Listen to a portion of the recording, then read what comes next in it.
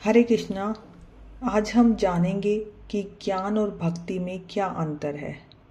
महाराज जी के विचारों से, उनकी वाणी से जो हमने सीखा उस पर हम देखेंगे। तो महाराज जी कहते हैं ज्ञान और भक्ति में वैसे उतना अंतर नहीं है जितना कि लोग अनुमान लगाते हैं, पर जैसा कि हम देखते हैं दोनों हमें एक ही लक्ष्य स्थल पर ले जाते हैं। हालांकि राजयोग का भी यही उद्देश्य है। उसका अनुष्ठान जब हम मुक्ति लाभ के लिए करते हैं तो सीधे साधे लोगों की आंखों में जूल झोंकने के उद्देश्य से नहीं करते, तो भी वे हमें उसी लक्ष्य तक पहुंचा देते हैं। जैसे आजकल जो ढोंगी साधु हैं, जादू मत वाले हैं, वो इनको अलग अलग करके लोगों की आंखों में धूल झोंकने का कार्य करते हैं। भक्ति योग का एक सबसे बड़ा लाभ यह होता है कि वह हमारे चरम लक्ष्य, यानी कि हमारा लक्ष्य क्या होगा, ईश्वर की प्राप्ति, यानी ईश्वर की प्राप्ति का सबसे ही सरल और स्वाभाविक मार्ग है। परंतु साथ ही उससे एक विशेष भय की भी आशंका होती है कि वह अपनी निम्न या गौण अवस्था में मनुष्य को बहुधा घोर कट्टर बना देता है। जैसे हिंदू, मुस्लिम, ईसाई धर्म में जहाँ कहीं भी इस प्रकार के व्यक्तियों का दल होता है, वे सदैव ऐसे ही निम्न श्रेणी के भक्तों द्वारा गठित होता है। वह इष्ट निष्ठा जिसके बिना यथार्थ प्रेम का विकास संभव नहीं है, अक्सर दूसरे धर्मों की निंदा करने लगते हैं। जब धर्म और देश में दुर्बल, अविकसित बुद्धि वाले जितने भी मनुष्य होते हैं, वे अपने आदर्श से प्रेम करने का एक ही उपाय जानते हैं, और वह है कि दूसरे सभी आदर्श को घृणा की दृष्टि से देखना। यही इस बात का उत्तर मिलता है कि वही मनुष्य जो कि धर्म और ईश्वर संबंधी अपने आदर्श में इतना अनुरक्त है कि किसी दूसरे आदर्श को देखते ही उस संबंध में कोई बात सुनते ही इतना खूंखार क्यों हो जाता है।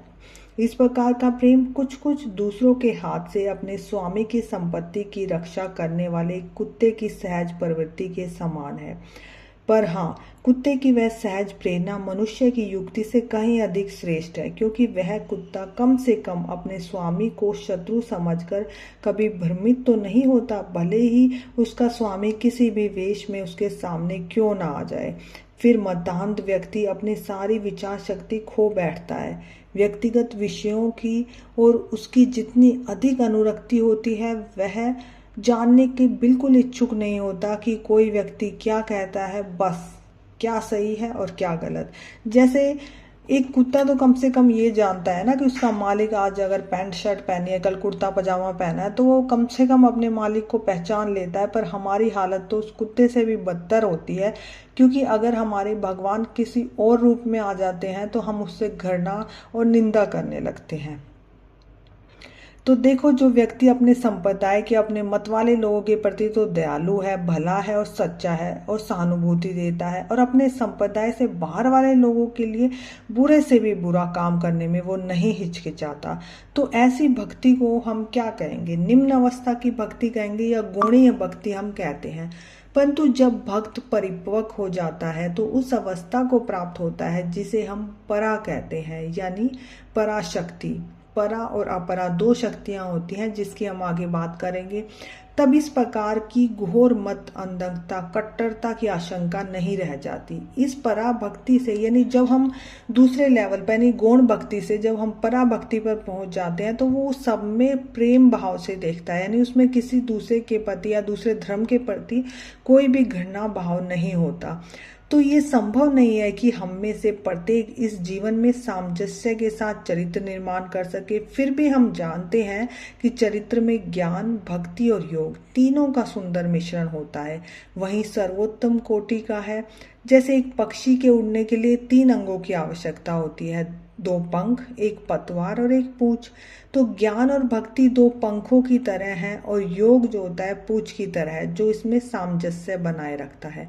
जो लोग इन तीनों साधन प्रणालियों का एक साथ सामंजस्य बिठाकर अनुष्ठान करते हैं, इसलिए केवल भक्ति को अपने मार्ग के रूप में अपना लेते हैं, उन्हें यह सदैव याद रखना चाहिए कि यद्यपि बाह्य अनुष्ठान और क्रियाकलाप आरंभिक दिशा में तो बहुत आवश्यक होते हैं, फिर भगवान की प्राप्ति के प्रति क्योंकि वो प्रगाढ़ प्रेम भी उत्पन्न करते हैं, इसके अतिरिक्त उनकी कोई उपयोगिता नहीं है। यानी कि अगर हम बाह्य जो हमारे हम लगे रहते हैं, जैसे हम पूजा पाठ दिया, तो ये हमारे बहुत सहायक है। लेकिन अगर हम सिर्फ इसी में लगे रहे और अगर हमने आंतरिक शुद्धि नहीं करी तो ये हमारे सिर्फ दिखावा बनकर रह जाते हैं।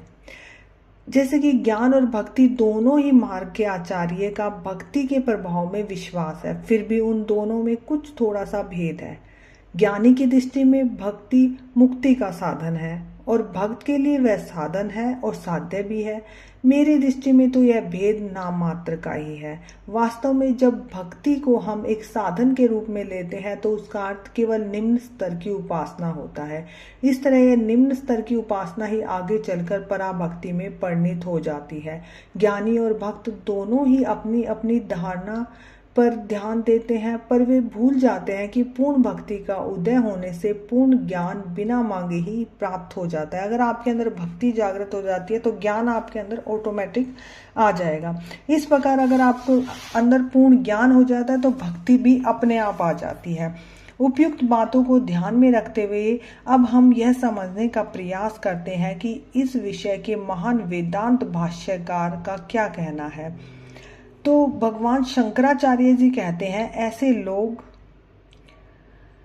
वह गुरु का भक्त है, वह राजा का भक्त है, और वे यह बात उस व्यक्ति को संबोधित करते हुए कहते हैं जो गुरु या राजा का अनुसरण करता है, और वह इस प्रकार अनुसरण ही अपने जीवन का ध्येय है। जिस प्रकार एक पतिव्रता स्त्री अपने विदेश गए पति का ध्यान करती है, तो यहाँ भी एक प्रकार की उत्कंठा निरंतर स्मृति का ही लक्ष्य है। शंकराचार्य के मत अनुसार यही भक्ति है। इस प्रकार अथातो ब्रह्म जिज्ञासा सूत्र की व्याख्या करते हुए भगवान रामानुजाचार्य जी भी कहते हैं, एक पात्र से दूसरे पात्र में तेल डालने पर जिस प्रकार वह एक अखंड धारा में गिरता है, उसी प्रकार एक ध्येय वस्तु का निरंतर स्मरण करने से ध्यान होता है।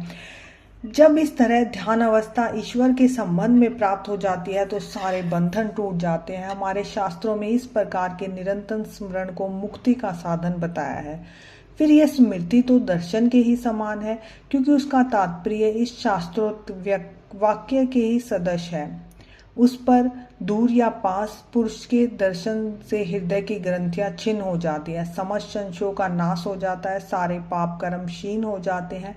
जो समीप है उसके दर्शन हो सकते हैं, पर जो दूर है उसका तो केवल स्मरण ही किया जा सकता है। फिर भी शास्त्रों में कहा गया है, हमें तो उन्हें देखना है जो समीप है और फिर दूर भी है। और इसी प्रकार शास्त्र हमें यह दिखा रहे हैं कि उपयुक्त प्रकार का स्मरण दर्शन के ही बराबर होता है। यह स्मृति प्रगाढ़ हो जाने पर दर्शन का रूप धारण कर लेती है। शास्त्रों के प्रमुख स्थानों पर कहा गया है कि उपासना का अर्थ निरंतर स्मरण करना है, और ज्ञान भी, जो कि उपासना का अभिन्न है। निरंतर स्मरण करने का अर्थ हुआ कि श्रुतियों से उस स्मृति को अनुभूति के रूप में धारण करना, यही मुक्ति का साधन है। आत्मा की अनुभूति न तो नाना प्रकार की विद्याओं से हो सकती है, ना बुद्धि से, ना ही बार बार वेदाध्ययन से। तो आत्मा की अनुभूति किसको होती है? यह आत्मा की जिसको वर्ण करती है उसी को इसकी प्राप्ति होती है, उसी के सम्मुख आत्मा अपना स्वरूप प्रकट करती है। यहाँ यह कहने के उपरांत केवल स्मरण, मनन और निधिध्यासन से आत्मबोध की प्राप्ति नहीं होती। यह बताया गया है जिसको यह आत्मा वर्ण करती है उसी के द्वारा यह प्राप्त होती है। जो अत्यंत प्रिय है उसी को यह वर्ण करती है। जो इस आत्मा को अत्यंत प्रेम करता है वही आत्मा का सबसे प्रिय पात्र है। यह प्रिय पात्र जिससे आत्मा की प्राप्ति हो सके उसके लिए स्वयं भगवान सहायता देते हैं, क्योंकि भगवान ने स्वयं कहा है, जो मुझे सतत युक्ता है और प्रीति पूर्वक मेरा भजन करता है, मैं उसे ऐसी बुद्धि देता हूँ। भगवत गीता का श्लोक है ये, ताकि वो मुझे प्राप्त कर सके। इसलिए कहा गया है जिसे यह प्रत्यक्ष अनुभूति होती है वह भगवान को बहुत अधिक प्रिय होता है। तो यह निरंतर स्मृति ही भक्ति शब्द में निहित होती है। पतंजलि के ईश्वर प्राणाधिक सूत्र में भी कहा गया है कि प्राणाधीन वह भक्ति है जिसमें इंद्रिय भोग और समस्त फल आकांक्षाओं का त्याग कर सारे कर्म परम गुरु परमात्मा को समर्पित करना। भगवान वेद व्यास ने इसकी व्याख्या करते हुए कहा है, प्राणाधान वह भक्ति है जिससे उस योगी पर परमेश्वर का अनुग्रह होता है और उसकी सारी आकांक्षाएं पूर्ण हो जाती हैं। शालिंड ऋषि ने भी कहा है, ईश्वर में परम अनुरक्ति ही भक्ति है। पराभक्ति की सर्वश्रेष्ठ व्याख्या वह है जो कि भक्तराज प्रहलाद ने दी है। अविवेकी पुरुषों की इंद्रिय विषयों में जैसी तीव्र आसक्ति होती है, उसी प्रकार आसक्ति तुम्हारे स्मरण करते समय कहीं मेरे हृदय से चली न जाए। वह आसक्ति किसके प्रति? उन्हीं परम प्रभु ईश्वर के प्रति। अन्य किसी पुरुष के प्रति आसक्ति को कभी भी भक्ति नहीं कहा गया। इसके समर्थन में एक प्राचीन आचार्य का उद्गार लेते हुए श्री भाष्याचार्य रामानुजाचार्य कहते हैं, ब्रह्म से लेकर एक तिनके तक संसार के समस्त प्राणी कर्म जनित जन्म मृत्यु के पाश में बंधे हैं। अतः अविद्या और परिवर्तनशील होने के कारण वे इसे योग्य नहीं, देह विषय के रूप में साधना के ध्यान में सहायक है। शालिंद्य की अनुरक्ति शब्द का व्याख्या करते हुए भाष्यकार कहते हैं, अनु यानी पश्चाताप और रिक्त यानी आसक्ति, अर्थात वह आसक्ति जो भगवान के स्वरूप और उसकी महिमा के ज्ञान के पश्चात आती है। अन्यथा स्त्री पुरुष आदि किसी भी व्यक्ति के प्रति अंध आसक्ति को हम भक्ति नहीं कहते। अतः हमने स्पष्ट किया कि आध्यात्मिक अनुभूति के निर्मित किए जाने वाले मानसिक प्रयासों की परंपरा या कर्म ही हमारे भक्ति हैं। अनन्य प्रेम में यानी इसका आरंभ तो साधारण पूजा पाठ से होता है, इसे ईश्वर के प्रति प्रगाढ़ प्रेम व अनन्य प्रेम पर इसकी समाप्ति होती है। हरे कृष्णा।